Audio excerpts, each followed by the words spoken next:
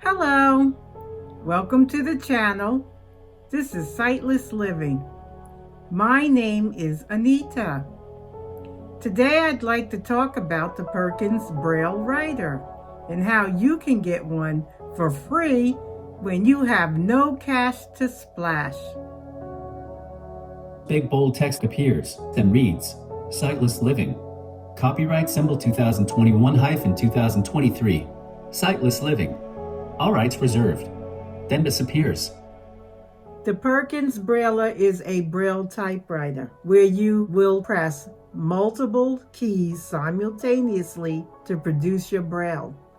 Unlike a manual typewriter where you do not need to press multiple keys simultaneously to produce print. Braille is for the blind, what print is for the sighted. Don't forget to subscribe, like, comment, and share.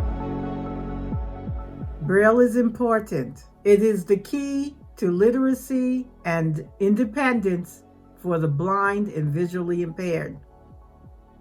When I found this program where they are rehoming Perkins Braillewriters or Perkins Braillers to children, adults, and seniors, I had to bring it to you. I was so excited to find this program and hope you will be excited too. Some people don't know what Braille writers are or what they look like. And for those of you who do know, please don't think it's strange that there are people that don't know. If you're new to blindness, you may not know about it. I certainly did not know. But when I found out about it, I purchased one before I even learned Braille. And people are like, Anita, why are you bothering? I wouldn't bother with Braille. You got electronics and things like that. But I remember what an old timer told me, and I'm so grateful that I did meet the man. He told me call him old timer. I hope he's still with us. He told me don't rely on technology. And you can see the comment he made in my video, how do blind people fold their paper money? He taught me some lessons. I did not know where to get help or learn how to be blind. So I don't want to belabor the point. I will show you what came with my Brailler. When I purchased my Brailler, I got it through Perkins back in the day. They had green, they had some other colors, but I went with this dark forest looking green.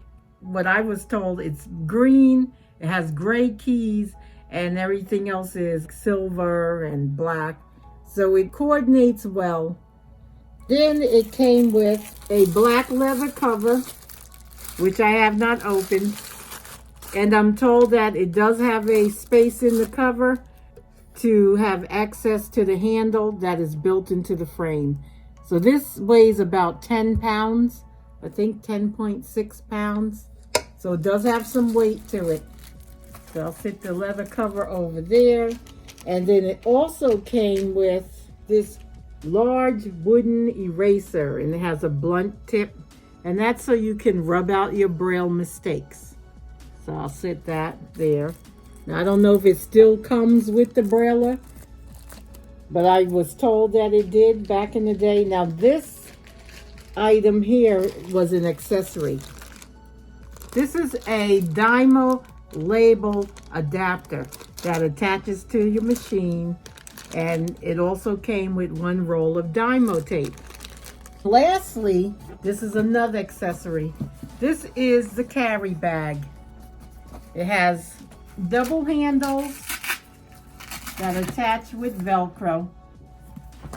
I'll sit it down. It's molded to the shape of the Brailler, so it's flat on the bottom. It does have like a stabilizer with some foam. So this bottom part is straight, and then the top part curves down like your Brailler.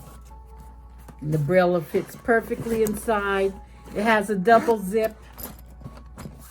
And then on top, it has a pocket.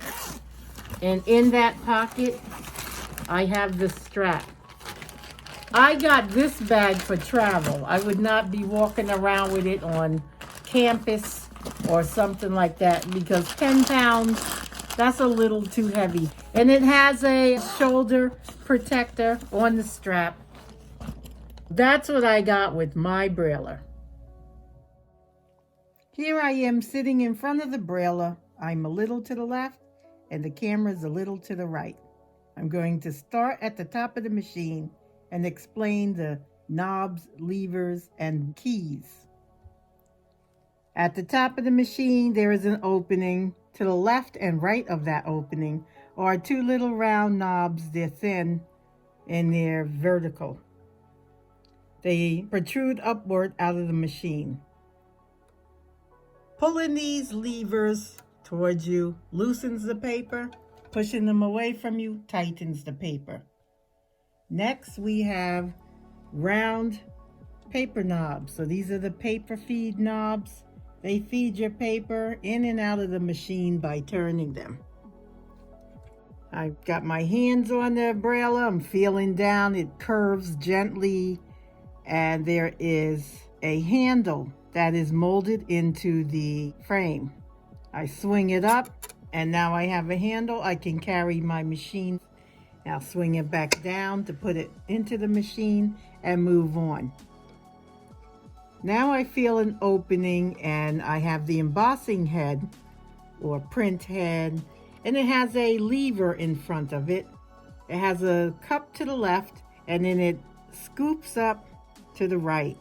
I can put my index finger in the cup and then I put my middle finger and the ring finger on the lever and then I press down, and then I can freely slide the embossing head to the right, to the left, or back to the right again. The bell rings 7 spaces before you get to the end of your margin. Now I'm going to take my index finger and drag the embossing head or print head back to the left. You'll hear a clicking noise which does not harm the machine. Right underneath the embossing head is a narrow shelf, and that's what this lever glides over. It's not attached to it. It doesn't sit on it. It just glides over it to the left and right. From that shelf, I feel it. It curves downward, and the front facing has some embossed lettering. That embossed lettering reads Perkins Brailler, and that's embossed in the frame color. So whatever your Brailler is, if it's a classic Brailler like this one, it should be the same color as your Brailler.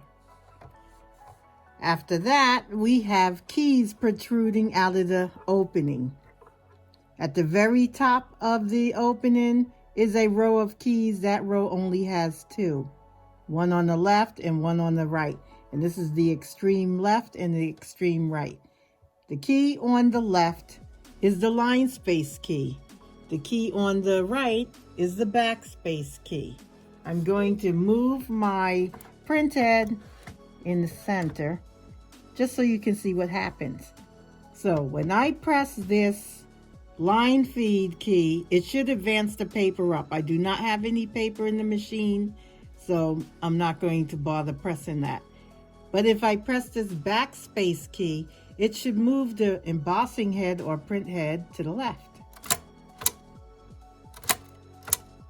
So I pressed it twice and it should have moved 2 spaces to the left.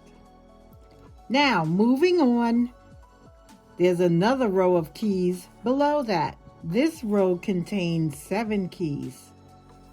All the keys are gray. There is no print on them. There is no braille on them. You just need to know what they are.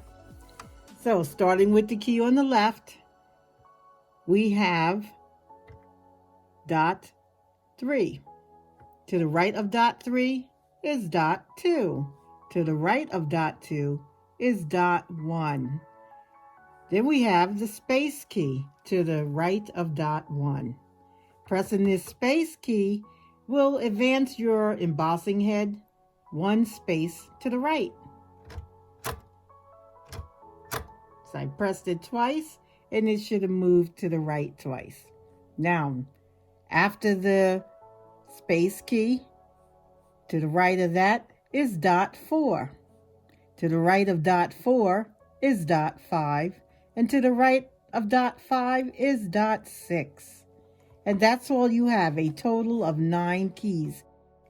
Moving down to the very bottom of the Braille frame is a plaque that's in the middle. The plaque should read Perkins School for the Blind. It should have the Perkins logo, the Perkins website, and your serial number, which I have covered up. I am rotating the Braille up. I'm showing the bottom. There's a hard bottom, so that's nice and sturdy. Now I'm going to pick up the machine and turn it around so the back is facing us. There we go.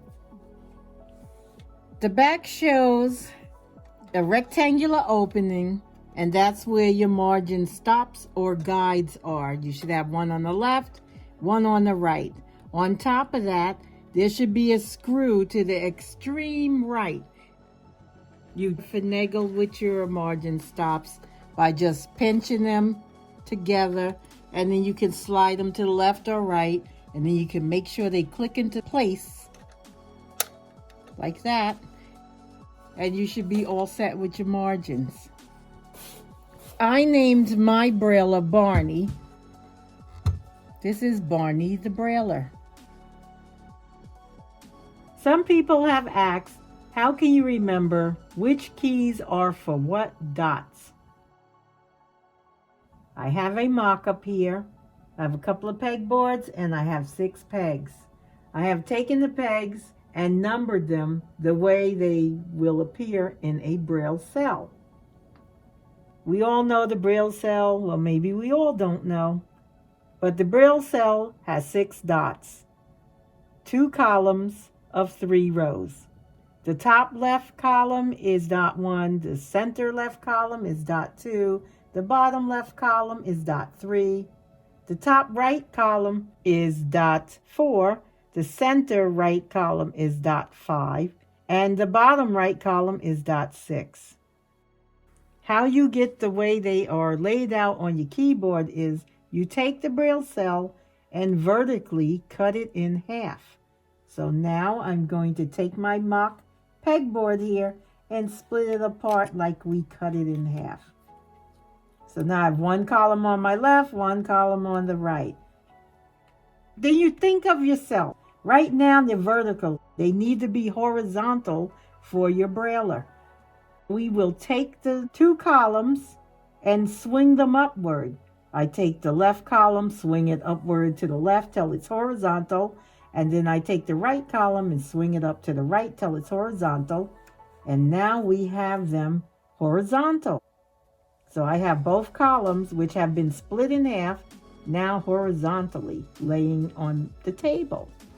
I'm going to split the 2 pegboards apart and put the space key in the center. I have labeled the Braille dots when they were in the cell, before they were broken apart, while they were vertical. So you should see the numbers, those of you who can see. The way they are swung up, it makes it appear where you have dot 3 to the extreme left. To the right of dot 3 is dot 2, and to the right of dot 2 is dot 1. That's your first column. You have the spacer in the center, which is going to represent the space key on the Brailler. To the right, you have dot 4. To the right of dot 4, you have dot 5. And to the right of dot 5 is dot 6, which is your right side column. That's how they end up appearing: dot 3, dot 2, dot 1 on the left, and dot 4, dot 5, and dot 6 on the right. On dot 3, you would have your ring finger. Dot 2 is your middle finger. Dot 1 is the index finger. And you would use your left hand for your left keys, left of the space key. Then for the right, For dot 4, you'd use your index finger. Dot 5, you would use your middle finger. And dot 6, you would use your ring finger. And that's how you would do your orientation of your fingers for the right side. I usually rest my thumbs on the space key, and that could be either left or right. My finger placement for the 2 keys at the very top, where you have your line space key and your backspace key, I usually will stretch my pinky up on the left with my left hand to hit the line space key. And I usually stretch my pinky on the right to get the backspace key. Another thing I wanted to mention is when you use the brailler will braille from the left to the right, and you can freely read it from the left to the right. When you braille with your slate and stylus, you will produce your braille from the right to the left. Then once you take your paper out of the slate, you can read it from the left to the right.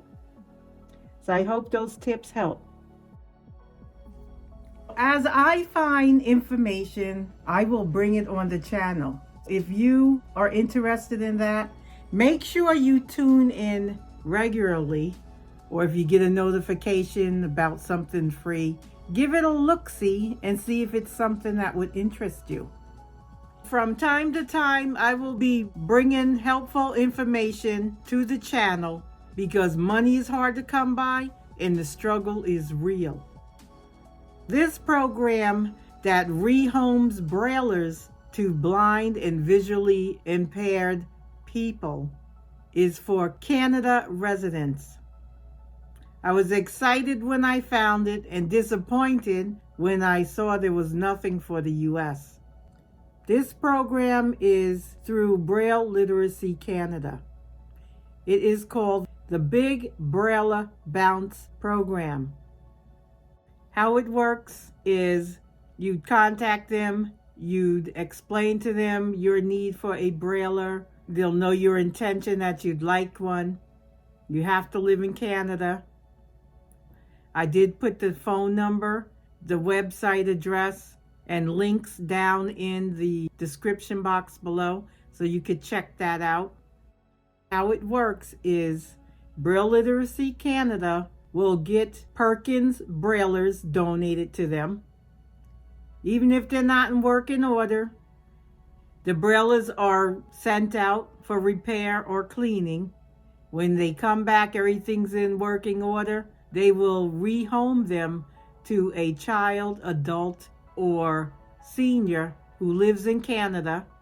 So that can help a great deal. You have to be learning Braille or know Braille or you use Braille. They're not just going to say, hey, here you go, you're blind, here's a Braille for you. It's not like that. You have to contact them and get the details. But I figured it's a great help because these machines are expensive. And like I said, the struggle is real.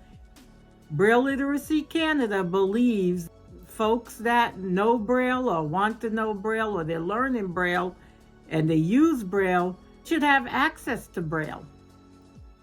I thought it's a great program for blind or visually impaired people who are using Braille. They want a brailler to take advantage of. Contact them and see what's involved. And anyone who has a brailler laying around that's not in use, or you may feel it's broken or something like that, you can contact them if you'd like to donate it to help someone out.